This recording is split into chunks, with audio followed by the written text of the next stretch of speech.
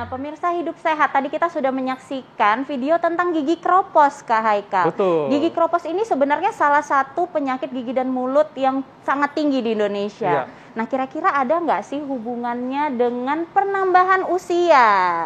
Nah, pas banget di tengah kita sudah ada Dr. Shalina Ricardo, spesialis konservasi gigi. Pagi dok, apa kabar? Halo Selamat dokter. pagi, Dok, Haikal. ini ternyata tidak hanya tulang yang kropos ya, tapi gigi Betul. pun juga bisa kropos. Nah, Benar. ada yang mengatakan penggunaan pasta gigi terlalu banyak dapat menyebabkan terjadinya gigi kropos. Fakta atau mitos?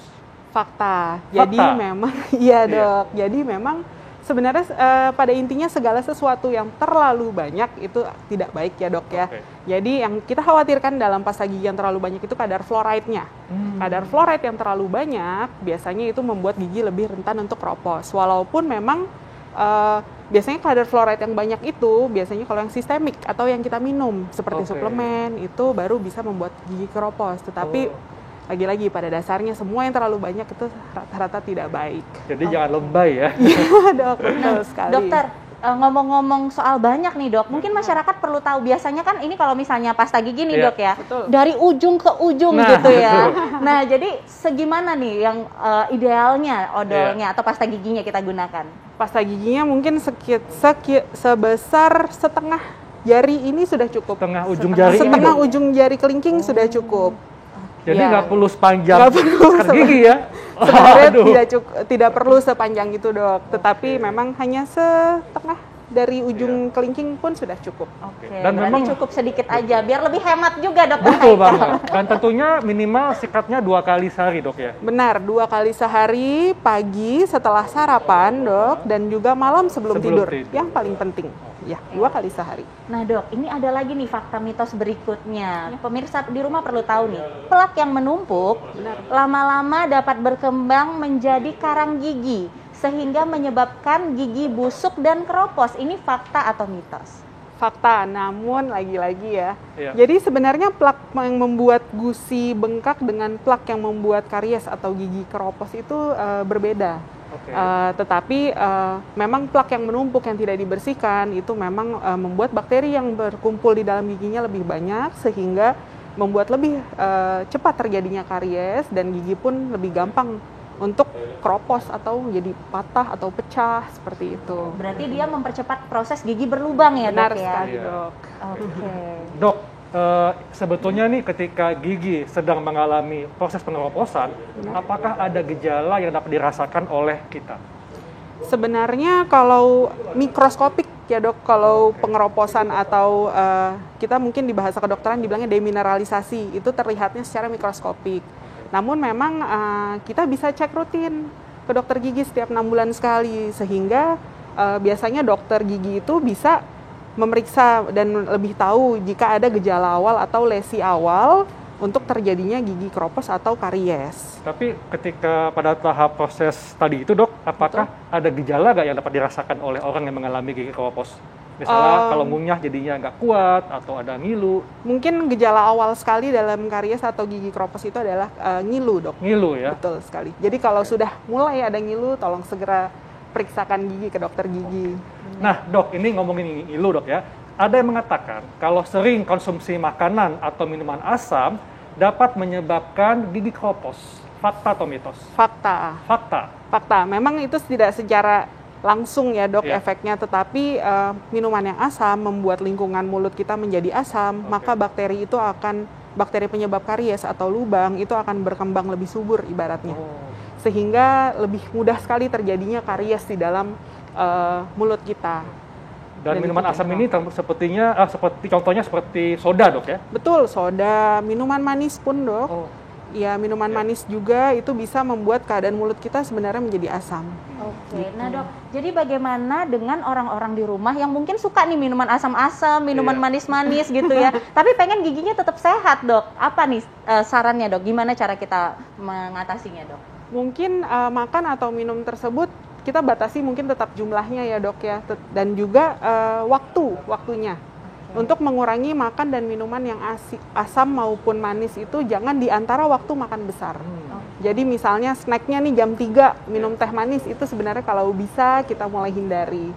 Tetapi jika teh manisnya misalnya bersamaan dengan makan siang itu malah sebenarnya proses menurun dan naiknya kurvanya demineralisasi itu malah lebih stabil. Jadi gimana kalau misalnya abis minum asam dok, kita minum air putih dok, gimana tuh dok? Iya, berkumur misalnya. itu nggak apa-apa, tetapi pada dasarnya setiap ada paparan, maka rongga mulut kita itu pun pasti ada efeknya. Jadi nggak bisa dengan berkumur langsung hilang 100% gitu, dok. Jadi memang artinya jangan sampai mulut kita kering dok ya? Benar. Oke. Kita kalau Makanya kering, kalau kita terlalu sering ketawa mungkin juga bisa kering ya. tapi Apa-apa asalkan bahagia. jangan kantong yang kering ya. Iya benar, kalau kantong kering, aduh itu semuanya bisa sakit Kalau ya. bisa ketawa. Nah dokter, tadi ada lagi nih fakta mitos nih dok yang beredar di masyarakat. Katanya bagi yang punya riwayat GERD atau MAH, naiknya asam lambung dapat menyebabkan kerusakan dan pengeroposan. Ini fakta atau mitos? fakta. Memang lagi-lagi ya segala sesuatu yang asam yang ada di rongga mulut kita itu memang akan jadi rentan untuk terjadinya gigi kropos atau karies. Itu benar sekali. Jadi memang harus terkontrol GERD-nya. Betul. Iya. Benar dok. Nah dok, ini berarti ada lagi nih fakta mitos selanjutnya Iya. nih Kak Haikal. Dok, ini kan banyak banget nih masyarakat yang memakluminya ya. Iya. Katanya kalau bertambah usia, gigi itu akan keropos. Fakta atau mitos? Mitos. Mitos. Sebenarnya memang dengan bertambahnya usia banyak kok geriatri ya mungkin atau yang sudah lanjut usia tapi giginya masih bagus, itu banyak sekali. Memang jika kita rawat sejak awal itu proses perusakan atau keropos itu tidak akan terjadi. Betul banget dok. Apalagi gigi ini kan hanya tidak bisa tumbuh lagi dok ya. Artinya kita mesti rawat sedemikian rupa supaya kita bisa tetap bisa menikmati makanan dengan enak ya. Betul. Benar sekali. Oke, nah ini ada lagi nih dok, masyarakat perlu tahu nih dok. Pengeroposan gigi umumnya tidak bisa dilihat dengan mata telanjang, sehingga perlu pemeriksaan di dokter. Nah tadi dokter sempat ngejelasin, tapi mungkin lebih biar lagi, lebih ini lagi dok. Ya, benar, itu fakta ya. Mungkin kalau pengeroposan yang mikroskopik itu tidak bisa dilihat atau tidak bisa dirasakan oleh pasien secara langsung. Memang harus diperiksakan ke dokter gigi. Benar sekali. Dan memang itu sebaiknya berapa kali dok kita datang ke dokter gigi untuk memeriksakan gigi kita? Setidaknya 6 bulan sekali. 6 bulan sekali ya.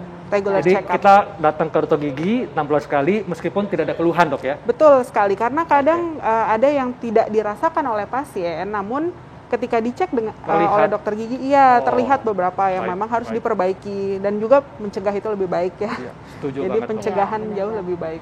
Apalagi kalau misalnya udah ada keluhan-keluhan ya dok, seperti Betul tadi gigi sekali. ngilu dan lain-lain. Nah biasanya nih dok, kalau orang yang mengalami kondisi gigi ngilu, itu dia minumnya itu pakai sedotan.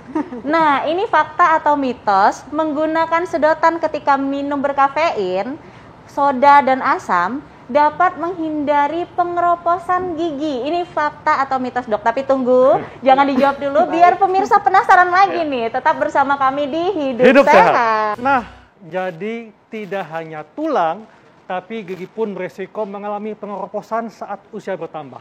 Makanya penting sekali bagi kita untuk terus merawat gigi kita dengan mengatur pola makan dan membersihkan gigi sebaik mungkin dok ya. Bener banget. Nah dok, tadi masih ada pertanyaan yang bikin masyarakat bertanya-tanya nih, penasaran. Menggunakan sedotan ketika minum berkafein, soda, dan asam dapat menghindari pengeroposan gigi. Ini fakta atau mitos? Baik, ini mitos ya. Jadi lagi-lagi seperti yang tadi kita sudah jelaskan sedikit, kalau memang ini adalah perkara lingkungan mulutnya.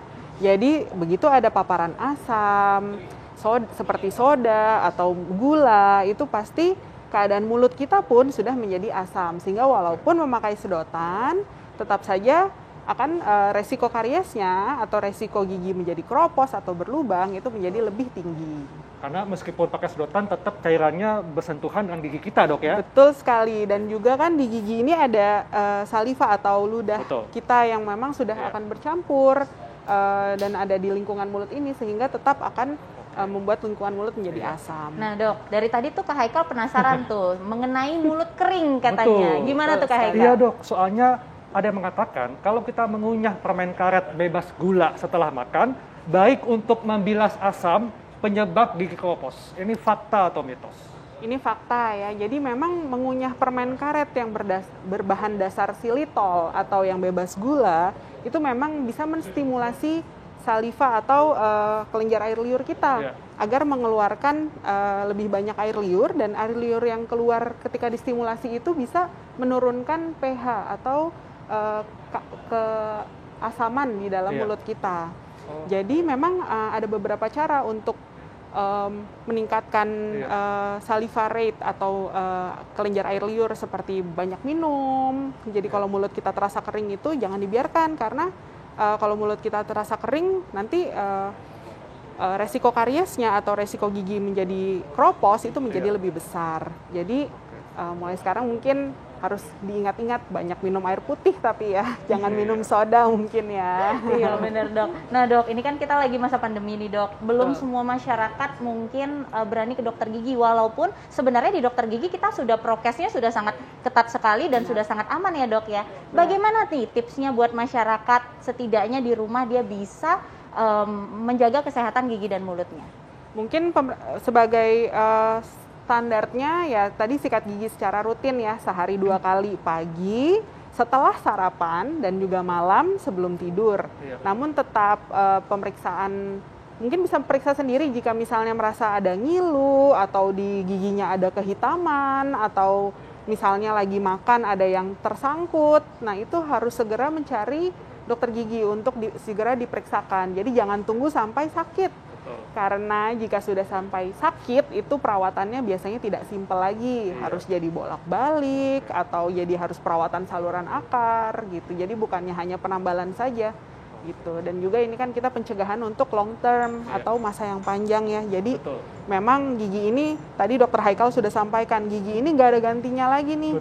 Sudah keluar gigi permanen, itu nggak akan ada gantinya sampai kita kapan? Jadi harus dicintai dok ya. Betul, harus disayang-sayang banget, betul sekali banget dah. Jangan lupa sebelum sakit pergilah ke dokter gigi, karena kalau udah sakit udah perawatannya lama, duitnya juga bertambah ya dok ya. Nah terkait dengan pola makanan dok, makanan dan minuman apa saja yang dapat membantu untuk menjaga atau meningkatkan kesehatan gigi? Kalau makanan dan minuman itu biasanya semua yang berserat seperti buah, sayuran itu akan baik sekali untuk mencegah dan juga menyehatkan stalin badan ya gigi kita juga ya. Jadi serat itu ketika kita makan itu punya efek self cleansing atau membersihkan gitu makanan yang berserat. Tapi kalau misalnya makanan yang lunak-lunak terus atau kita sering makan junk food itu malah akan menjadi pelikel atau plak yang menempel. Oke, baik dok, terima kasih untuk penjelasannya. Sangat manfaat sekali dokter Nisa ya. Iya benar banget. Dan nggak terasa 1 jam kita sudah membahas semua hal ini, dan saatnya kami pamit. Tidak terasa ya kak ya, memang ya. Padahal kita masih mau ngobrol-ngobrol ya dok ya. Nah jangan lupa saksikan Hidup Sehat setiap hari Senin sampai Jumat jam 9 sampai jam 10 pagi hanya di TV One. Betul, dan setelah ini akan ada tayangan mengenai sejarah unik kedokteran gigi. Saya Dr. Haikal. Saya Dr. Tengku Anissa. Indonesia hidup sehat.